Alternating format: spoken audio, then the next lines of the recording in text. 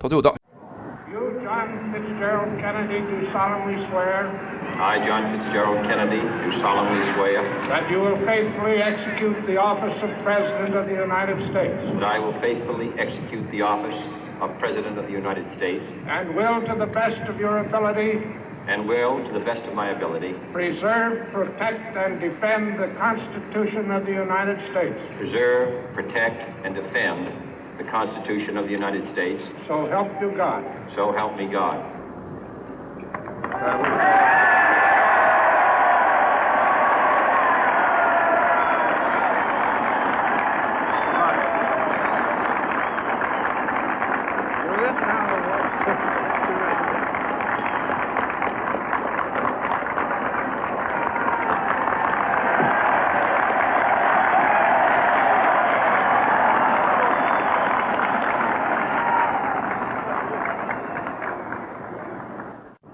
Vice President Johnson, Mr. Speaker, Mr. Chief Justice, President Eisenhower, Vice President Nixon, President Truman, Reverend clergy, fellow citizens.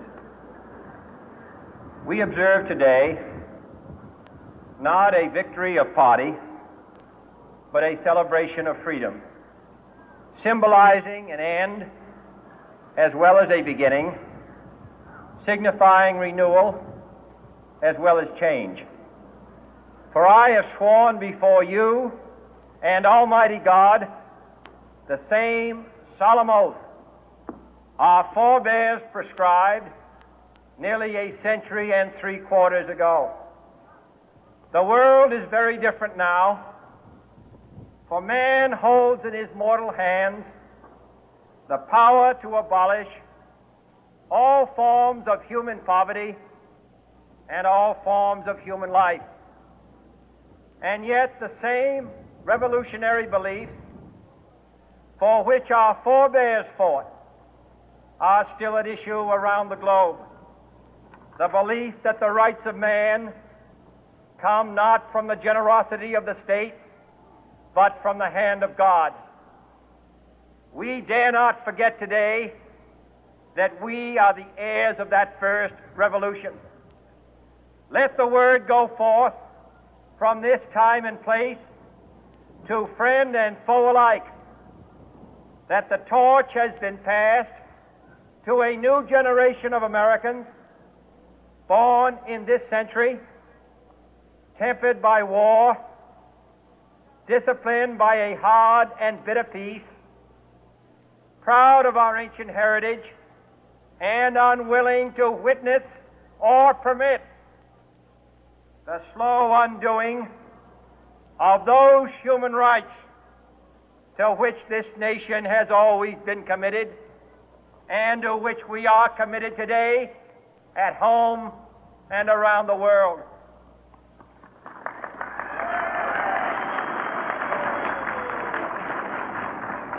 Let every nation know, whether it wishes us well or ill, that we shall pay any price, bear any burden, meet any hardship, support any friend, oppose any foe to assure the survival and the success of liberty.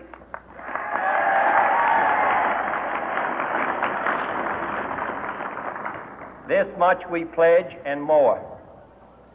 To those old allies whose cultural and spiritual origins we share, we pledge the loyalty of faithful friends. United, there is little we cannot do in a host of cooperative ventures.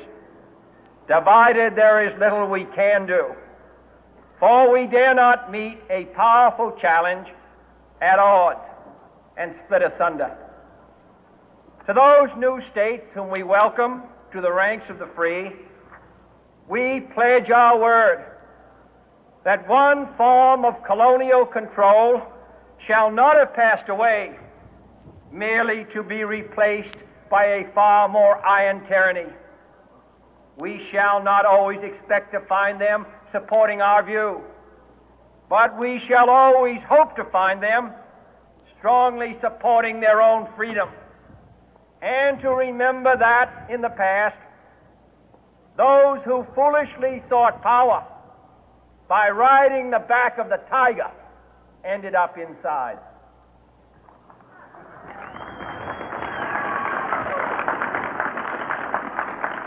To those people in the huts and villages of half the globe struggling to break the bonds of mass misery, we pledge our best efforts to help them help themselves for whatever period is required, not because the communists may be doing it, not because we seek their votes, but because it is right.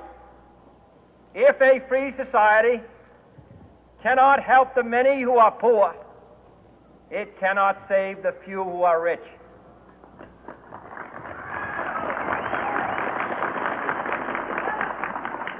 To our sister republics south of our border, we offer a special pledge to convert our good words into good deeds, in a new alliance for progress, to assist free men and free governments in casting off the chains of poverty.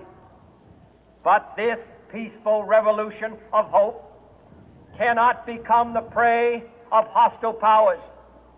Let all our neighbors know that we shall join with them to oppose aggression or subversion anywhere in the Americas. And let every other power know that this hemisphere intends to remain the master of its own house.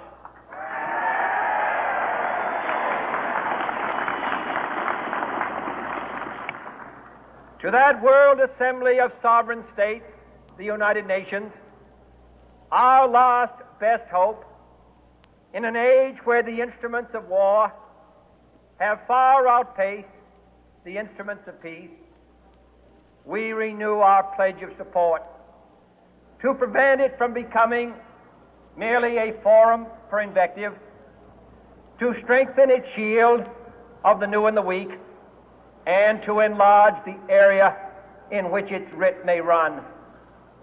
Finally, to those nations who would make themselves our adversary, we offer not a pledge, but a request that both sides begin anew the quest for peace. Before the dark powers of destruction, unleashed by science, engulf all humanity in planned or accidental self-destruction, we dare not tempt them with weakness, for only when our arms are sufficient beyond doubt can we be certain beyond doubt that they will never be employed. But neither can two great and powerful groups of nations take comfort from our present course, both sides overburdened by the cost of modern weapons, both rightly alarmed by the steady spread of the deadly atom, yet both racing to alter that uncertain balance of terror that stays the hand of mankind's final war. So let us begin anew, remembering on both sides that civility is not a sign of weakness, and sincerity is always subject to proof. Let us never negotiate out of fear, but let us never fear to negotiate.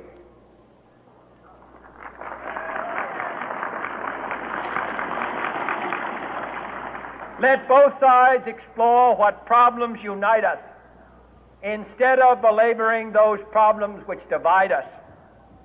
Let both sides, for the first time, formulate serious and precise proposals for the inspection and control of arms, and bring the absolute power to destroy other nations under the absolute control of all nations.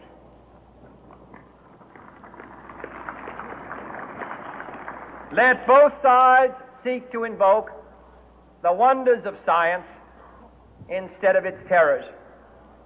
Together, let us explore the stars, conquer the deserts, eradicate disease, tap the ocean depth, and encourage the arts and commerce.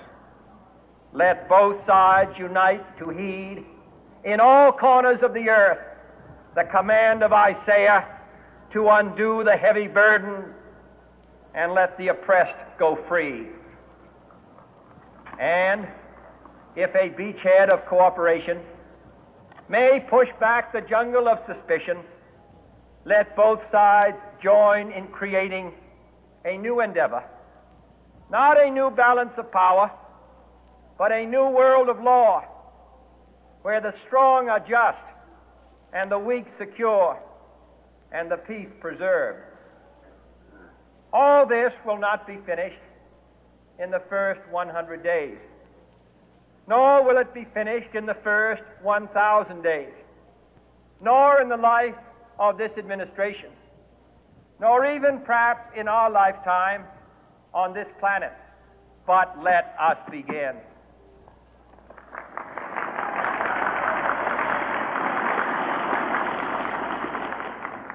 In your hands, my fellow citizens, more than mine, will rest the final success or failure of our course. Since this country was founded, each generation of Americans has been summoned to give testimony to its national loyalty. The graves of young Americans who answered the call to service surround the globe. Now the trumpet summons us again, not as a call to bear arms, though arms we need, not as a call to battle, though in battle we are, but a call to bear the burden of a long twilight struggle, year in and year out, rejoicing in hope, patient in tribulation, a struggle against the common enemies of man, tyranny, poverty, disease, and war itself. Can we forge against these enemies a grand and global alliance, north and south, east and west, that can assure a more fruitful life for all mankind? Will you join in that historic effort?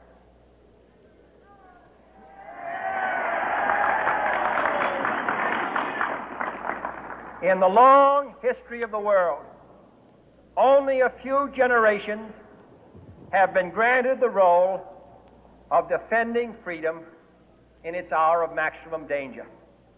I do not shrink from this responsibility. I welcome it.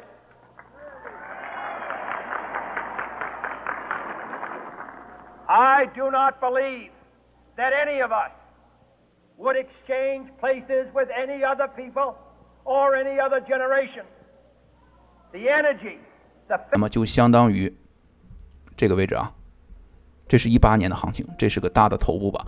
那么现在来说，这是不是也是个大的头部啊？对吧？已经破掉了，对吧？那么相当于第一波，相当于18年的这个位置啊。那么现在在反抽的过程当中，如果说它能收回颈线，那没问题，我们继续往上做多。如果说震荡完以后继续向下，那后面就是这种行情，对吧？当然我们不希望出现这种行情啊。今年上面给我们的精神也是要稳，对吧？有可能会把这收回来的啊。那么我们继续去观察这个市场，如果说发现带量回到启动点，回到这个破位点之上啊，我们继续做多。如果说一旦选择向下，一定要小心啊！感谢大家的支持，祝大家投资顺利。